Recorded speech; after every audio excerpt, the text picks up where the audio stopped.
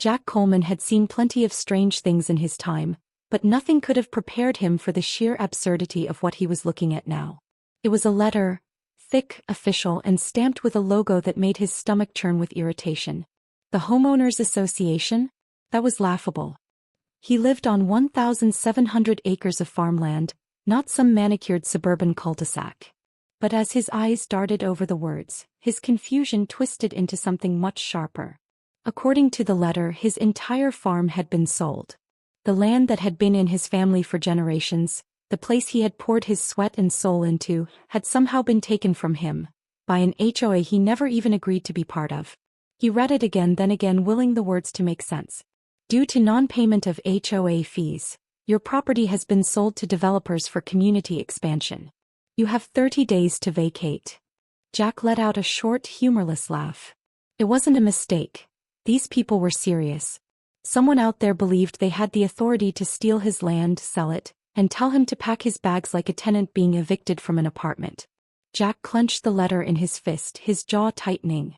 If this was some joke, it wasn't funny. If it wasn't, then someone was about to have a very, very bad day. By the time he stormed into the HOA office, he was still debating whether he should laugh or start flipping tables.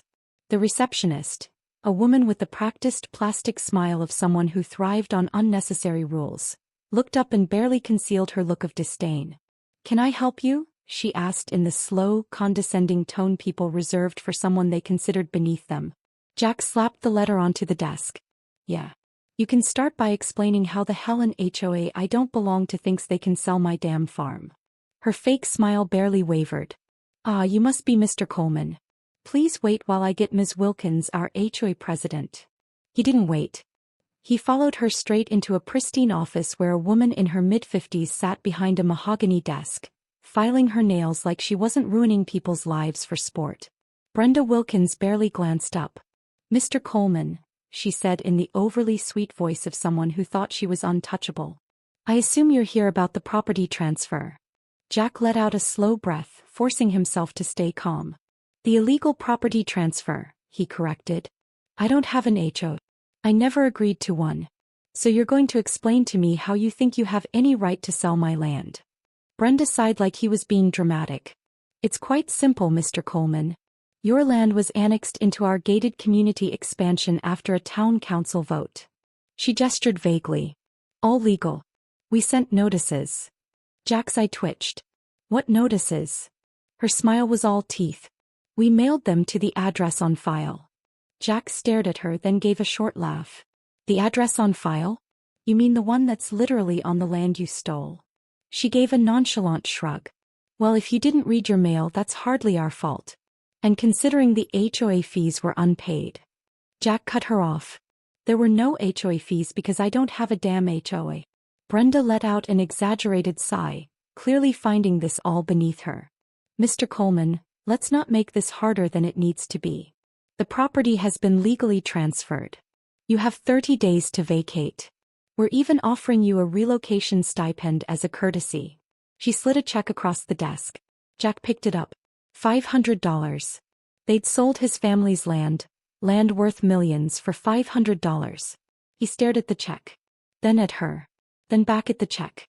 And then he did the only thing that felt appropriate. He laughed. Not just any laugh. A deep, gut-busting, uncontrollable laugh that only got louder the longer Brenda stared at him with her lips pursed in irritation. "You think this is funny?" she asked. Jack wiped his eyes. "Brenda," he said, still chuckling. "You have no idea." He leaned in, voice low. "You just made the biggest mistake of your life." Brenda rolled her eyes.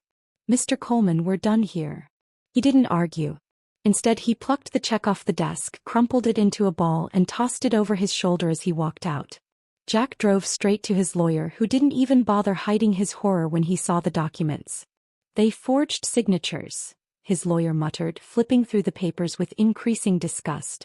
"Bribed the right people. These contracts wouldn't hold up in a fair trial." Jack crossed his arms. "Great. So let's take them to court." His lawyer let out a long sigh. "Jack, this isn't a fair trial situation. These people have deep pockets and political connections. Even if we fight it, it could take years to undo." Jack's fingers drummed against the desk. He wasn't the kind of man who backed down from a fight, but he also wasn't stupid. A legal battle was expensive, and it didn't guarantee he'd get his land back before they bulldozed it into a cookie-cutter suburbia nightmare. But there was one very important thing Brenda and her smug little HOA didn't know. Jack owned more than just the land.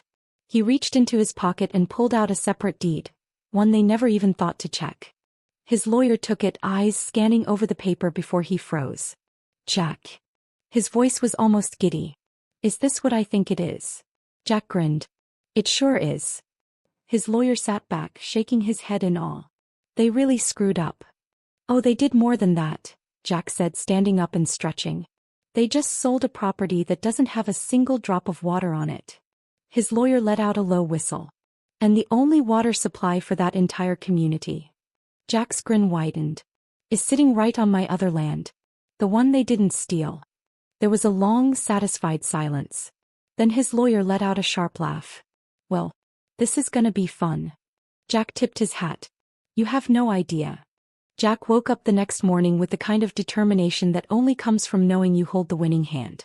The HOA thought they had backed him into a corner, but they didn't realize they had actually locked themselves in a burning building with no exit. The moment he stepped outside, he took a deep breath of the crisp country air and smiled. Today was going to be a bad day for Brenda Wilkins. He made the call just before noon. Within an hour, the pipes leading to the HOA's water supply were officially shut off. Not a single drop of water would make it past the boundary of his property. Legally, there was nothing stopping him. The HOA had annexed his land without his consent, sold it off to developers, and in doing so, they had forfeited their rights to the well that sat on his other property. It wasn't just a move for revenge, it was business. They wanted water. They could pay for it like any other private entity. The first call came from an unknown number. Jack let it ring. Then came another. Then another. By the fourth call he finally picked up, putting the phone to his ear with a lazy grin. Mr. Coleman. Brenda's voice was no longer sweet or condescending. It was sharp, barely masking the panic underneath. We seem to be having an issue with the water supply in our community. Jack played dumb. Water supply? You don't say. Brenda took a deep breath, as if she were trying to suppress the urge to scream. Yes. The entire community is experiencing an outage. Jack nodded to himself. Well, I hate to hear that, Brenda. That's gotta be rough. You should probably call the water company. There was a pause. Jack, she said, her voice dangerously low. You are the water company. Jack let the silence stretch out, enjoying the weight of her realization. Then he cleared his throat. Oh yeah. That's right. That well does belong to me, doesn't it? He sighed dramatically. Dang. That's gotta be awkward for you. Brenda lost the last thread of patience she had. You cannot just cut off our water supply. Do you have any idea what you've done? There are hundreds of people in this community who depend on that water. Jack leaned back against the porch railing, watching his cattle wander lazily across the fields. Well, Brenda, that's a real shame. But here's the thing, you never paid for that water. And since I'm no longer part of your little community, I'm afraid I don't see why I should be handing it out for free. Brenda was seething. This is extortion. Jack chuckled. No, Brenda. What you did to me was extortion. This is just business. Brenda tried to hold on to whatever power she still believed she had. You can't just. Jack cut her off. I can. And I did. But hey, I'm a reasonable man. If your HOA wants to buy water from me, I'll be happy to discuss pricing. Brenda scoffed. Pricing? Jack nodded, even though she couldn't see him. Yep. I think a fair number would be, let's say $5 million. Up front. And if you want a monthly plan, well, I'll need $10,000 a month to keep the taps running. The silence that followed was so thick Jack could almost hear Brenda's brain short-circuiting. This is insanity, she finally exploded. You're a petty, small-minded. Jack cut her off again, this time with a yawn. All right, Brenda, I gotta go. Got crops to tend, you know how it is. Give me a call when you're ready to do business. And with that he hung up. By that evening the HOA was in absolute chaos. The community was not handling the water crisis well. People couldn't shower. The golf course was drying up. The fancy fountains at the entrance of the neighborhood had stopped flowing. Even the community pool was already starting to turn a disgusting shade of green.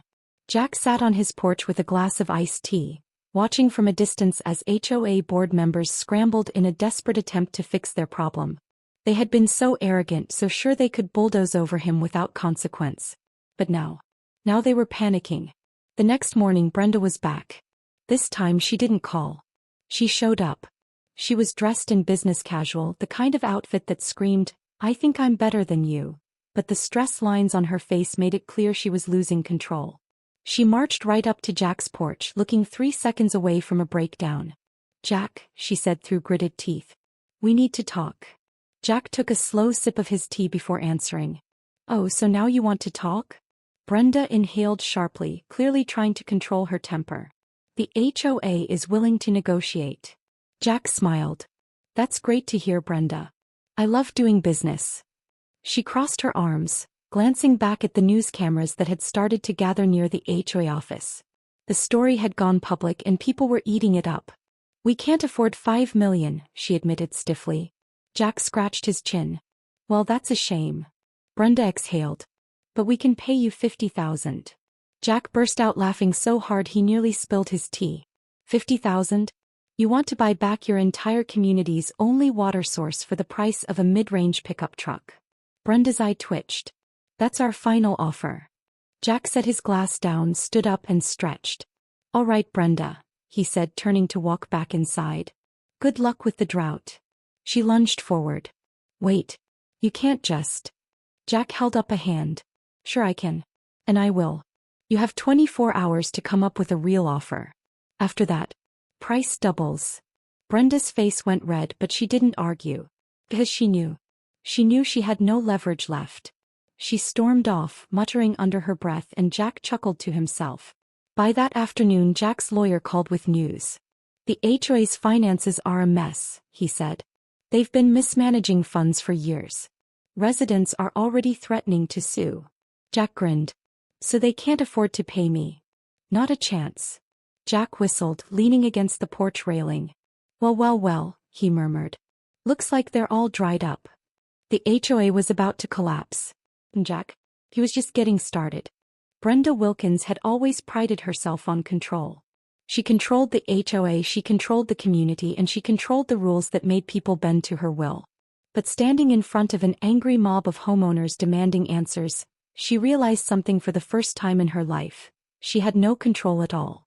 The water crisis had turned the neighborhood into a battlefield. Residents were furious, their perfect little world unraveling in real time. Lawns had dried up, pools were stagnant, laundry was piling up, and worst of all, there was no coffee or ice at the country club. The HOA was in shambles, and Brenda knew the worst part hadn't even hit yet. If they couldn't fix the water problem immediately, people were going to start suing. Jack, on the other hand, was having a fantastic morning. He sat on his porch, enjoying a hearty breakfast while the chaos unfolded. He had won and he knew it. All he had to do was sit back and wait for the inevitable collapse. The first sign of Brenda's breaking point came when she tried to drill a new well. The HOA, in a last-ditch effort, hired a company to dig on what was left of their land. It didn't take long before the bad news arrived. The land was useless for drilling. The rock formations made it impossible to get a steady water source, and any attempt to tap into the old system would require buying the rights from Jack. And Jack wasn't selling. Brenda was now facing the reality that her empire was crumbling, and there was no easy way out. She had to make a choice, admit defeat or go down swinging. True to her nature, she chose the latter. He tried to play one last dirty trick. Jack received an official notice threatening legal action for sabotaging community resources. The letter accused him of deliberate harm, claiming that denying water to families was a violation of local ordinances. Jack didn't even have to call his lawyer before he laughed and tore the letter in half. Brenda must have been desperate if she thought she could scare him into submission with a fake lawsuit. The next day, it was Brenda who received a real lawsuit from her own residents. The homeowners had had enough. They had started digging into the HOA's financial records, and what they found was worse than they imagined. Years of mismanaged funds, outrageous fines, and questionable expenses were exposed. Brenda had been using HOA fees to fund luxury vacations, personal shopping sprees, and even a new car for herself. The moment it hit the news, the entire town was buzzing with outrage. Jack watched from a distance as Brenda tried to contain the damage, but it was too late. The HOA was going bankrupt. She was being sued, the residents were refusing to pay fees, and the bank accounts were frozen. The same people who had once feared her power were now celebrating her downfall. Jack was ready for his final move. The HOA had no money left to fight him. The board members were either resigning or trying to distance themselves from the disaster. And then just when Brenda thought it couldn't get worse, Jack made a move that shattered her completely. He bought the entire HOA at auction. The very organization that had stolen his land, bullied him, and tried to ruin his life? He owned it now. Brenda was speechless when she heard the news. Jack, of all people, was now the HOA president. But what happened next was something no one expected. Jack didn't run the HOA. He abolished it. The first thing he did was announce that there would be no more HOA fees. The ridiculous rules and restrictions that had been used to squeeze money out of residents? Gone. The fines for having the wrong mailbox, for leaving a trash can out for too long, for painting a house the wrong shade of beige? All eliminated. The community erupted into celebration. People had been waiting for years to be free from Brenda's reign, and now they finally were. Some residents even threw parties, blasting music from their yards just because they finally could without some HOA Karen knocking on their door. But Jack wasn't done yet. He personally sent Brenda her eviction notice. The mansion she had lived in, the one she had built using stolen HOA funds, was no longer hers. The land was now Jack's property and he had plans for it. Brenda lost everything. The HOA had collapsed, the lawsuits were piling up, and now she didn't even have a house to hide in. The last time Jack saw her, she was loading boxes into the back of a cheap moving truck, her once perfectly styled hair now a mess, her signature smug expression replaced by pure misery. Jack took one last sip of his tea and tipped his hat as she drove away. But the story didn't end there. With the HOA gone, Jack had one final surprise. He converted the old HOA office and clubhouse into a petting zoo and barbecue restaurant. The same building where Brenda once held meetings to control every detail of people's lives was now filled with kids laughing, animals roaming, and the smell of smoked brisket in the air. The irony was delicious. And as Jack stood there watching the same community that had once been afraid of the HOA now thriving in its absence, he knew one thing for certain. They had messed with the wrong farmer. And he made sure they never forgot it.